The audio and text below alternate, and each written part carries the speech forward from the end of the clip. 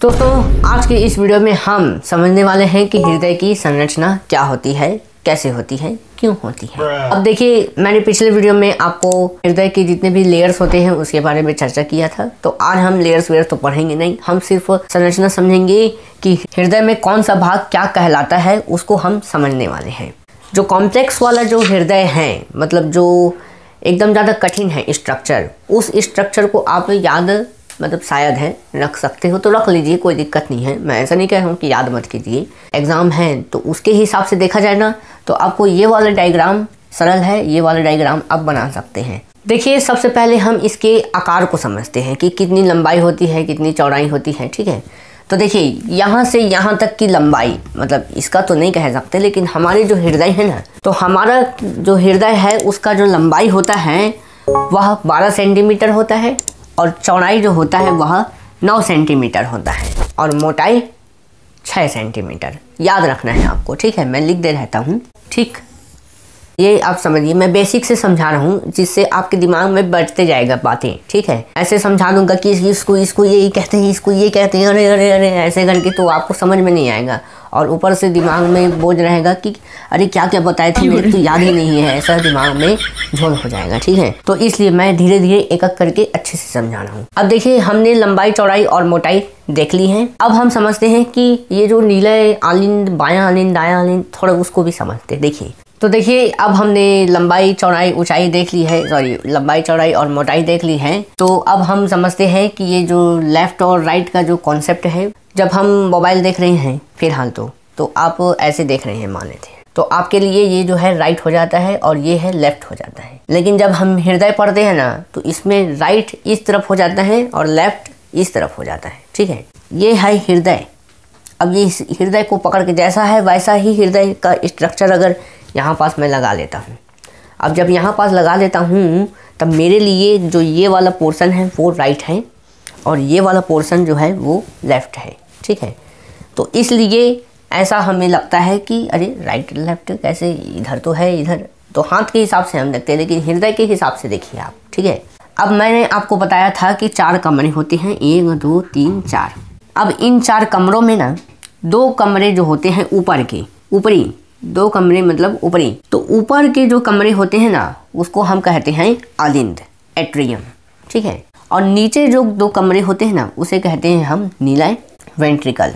अब देखिए राइट है, तो राइट के जो ऊपरी भाग का जो आलिंद होगा उसे हम राइट एट्रियम कहेंगे और जो लेफ्ट है उसको लेफ्ट एट्रियम। उसी प्रकार यहाँ पास जैसे नीचे है तो इसका राइट वेंट्रिकल और ये लेफ्ट वेंट्रिकल, बस और कुछ नहीं है। देखिए, अगर आपको अगर लिखते बने ना, तो आप यहाँ से यहाँ ऐसे मार्किंग करके आप यहाँ पर साइड में लिख सकते हैं 12 सेंटीमीटर, इधर का ये आप लिख सकते हैं 9 सेंटीमीटर, ऐसे करके। तो ऐसे लिखोगे ना तो मतलब ज़्यादा नंबर तो नहीं कह दूंगा, थैंक यू, लेकिन अट्रैक्टिव लगेगा और सीधा डायरेक्ट 10 का 10 नंबर आपको मिल जाएगा, है कि नहीं। तो ये हो गया right atrium, right ventricle, left atrium, left ventricle, ठीक है। एट्रियम मतलब आलिंद, वेंट्रिकल मतलब नीलाय, ठीक है। देखिए, अब थोड़ा ध्यान से, एकदम ध्यान से समझिएगा जो मैं बोलूँगा उसको, ठीक है। अब देखिए, यहाँ पास ना आलिंद नीलाय छिद्र होता है। क्या होता है? आलिंद नीलाय छिद्र। अब ये आलिंद नीलाय छिद्र क्या होता है? देखिए, यहाँ पास आपको कपाटें दिख रही होंगी, जैसे कि ये कपाट है, ये कपाट है कि नहीं, जो बंद होता है फिर खुलता है, बंद होता है फिर खुलता है, रक्त के आने जाने के हिसाब से, ठीक है। अब यहाँ पास आलिंद नीलाय छिद्र मतलब देखिए, ऊपर का जो है वो आलिंद है, ठीक है, नीचे का है वो नीलाय है, मतलब दोनों कमरे हैं, दोनों कमरे के बीच में क्या है? कपाट है, मतलब गेट है एक प्रकार से, ठीक है। तो यही कपाट जो है, इसलिए आलिंद नीलाय छिद्र ऐसा कहलाना है, ठीक है। अब देखिए, यहाँ पास आलिंद नीलाय छिद्र जो होता है वह ट्राइक स्पीड कपाट और बाइक स्पीड कपाट, बाइक स्पीड से बाइक का स्पीड मत समझिएगा, लेकिन आप याद रख सकते हैं। बाई मतलब होता है 2, ट्राई मतलब होता है 3, और लेफ्ट की तरफ जो नीलाय और आलिंद होगा उसमें जो छिद्र होंगे वह 2 कपाट वाला होगा, मतलब उसमें सिर्फ और सिर्फ 2 कपाट होंगे। फिर उसके बाद जो राइट वाला होगा उसमें 3 कपाट होगा। तो देखिए, हम जब इस हृदय की जो संरचना है वह क्या है? 3D नहीं है, 2D है, मतलब इसका हम काट लिए हैं, अर्थ काट लिए हैं, है कि नहीं। अगर हम इसके अर्ध काट को एक आधा और एक आधा दोनों का अगर जोड़ेंगे तब हमें 3 कपाट देखने को मिलेंगे कुछ इस प्रकार से। तो यहाँ पर देख रहे हैं ना, राइट का है ये और ये लेफ्ट का है, तो ये दोनों में, इसमें 2 कपाट, इसमें 3 कपाट। अब देखिए यही जो कपाट होते हैं ना, ट्राइकस्पिड कपाट, बाइकस्पिड कपाट, यही कपाट जो होते हैं वह रक्त होते हैं, वह नीलय से मतलब आलिंद से नीलय में जाते हैं और नीलय से फिर उसके बाद आलिंद में नहीं जाते हैं, मतलब जाने नहीं देते हैं। कौन? ये कपाट। ठीक है, अब ये आप समझ में आ गया आपको। ठीक है, अब यहाँ पर लिखाया है कार्डी टेंडनी, तो यहाँ पर कार्डी टेंडनी नहीं दिया है लेकिन इस वाले स्ट्रक्चर में दिया है, तो दोनों को मिक्सअप करके पढ़ते हैं। ठीक है, तो यहाँ पास आपको रेशेदार जो संरचना दिख रही है ना, रेशेदार मतलब थोड़ा जालीदार दिख रही है, वही है कार्डी टेंडनी। कार्डी टेंडनी क्या करता है कि यही जो कपाट है उसको पकड़ के रखता है, तो रक्त को आलिंद की ओर जाने नहीं देता है।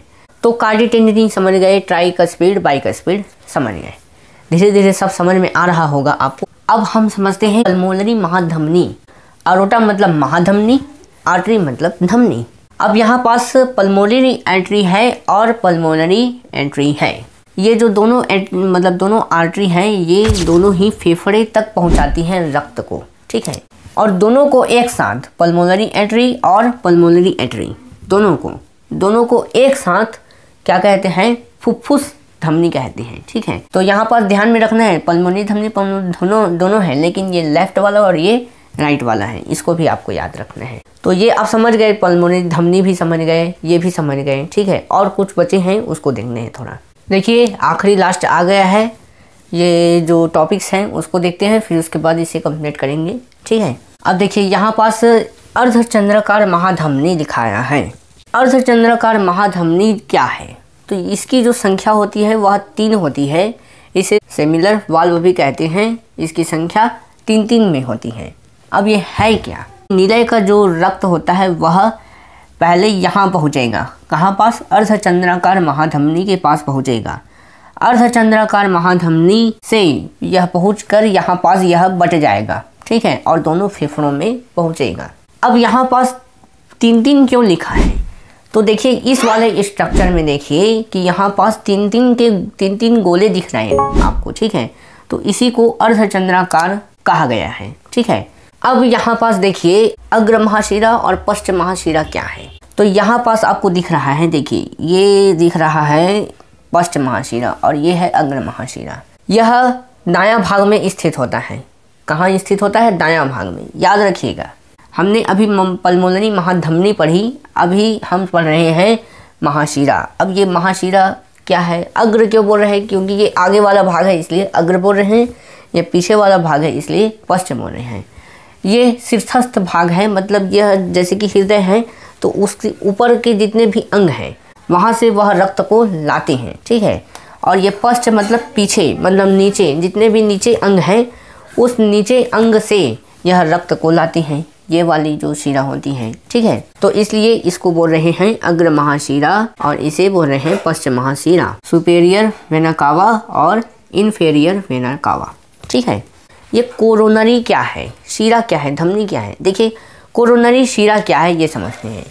ये जो हृदय है, अब हृदय क्या करता है कि सभी अंग के रक्त को लाता है, स्वच्छ करता है, ऑक्सीजनकृत करता है, फिर शरीर में पहुंचाना है। ठीक है, शरीर से लाता है, शरीर तक पहुंचाता है। ठीक है, लेकिन खुद का नहीं देखता। लेकिन खुद का देखने वाला भी तो होना चाहिए, है कि नहीं? क्योंकि कुछ रक्त जो होते हैं ये नीलय जो होते हैं, उनके जो नीलय या धमनी उनके सतहों पर चिपके होते हैं। कुछ जो रक्त होते हैं उनके, है ना, तो उनको साफ करने के लिए कोरोनरी शिरा और धमनी पाई जाती हैं। अब ये भी जो होती हैं वह आलिंद में जाके खुलती हैं, इनके भी जो कपाट होती हैं। लेकिन आपको याद रखना है कि हृदय के जो सतहों पर लगने वाले जो रक्त हैं, हृदय के जो सतह पर होते हैं ना रक्त, उसको साफ करने का कार्य कौन करता है? कोरोनरी करता है।